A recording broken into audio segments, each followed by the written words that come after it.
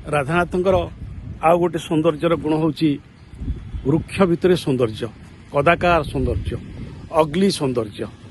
ଦେଖନ୍ତୁ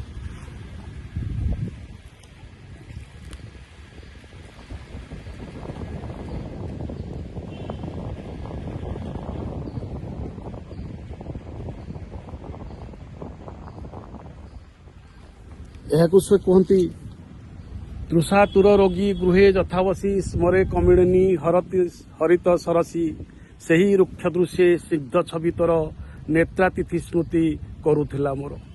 ସେହି ରୁକ୍ଷ ଦୃଶ୍ୟେ ସ୍ନିଗ୍ଧ ଛବିତର ନେତ୍ରାତିଥି ସ୍ମୃତି କରୁଥିଲା ମୋର।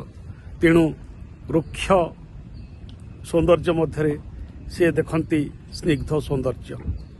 ରୁକ୍ଷତା ଭିତରେ ସ୍ନିଗ୍ଧତା ଲୁଚି ରହିଥାଏ। ତେଣୁ ସେହି ସ୍ନିଗ୍ଧ ସୌନ୍ଦର୍ଯ୍ୟ କଥା ସେ ଏହିପରି ଭାବରେ ବର୍ଣ୍ଣନା କରନ୍ତି, ଦେଖିଥାନ୍ତି।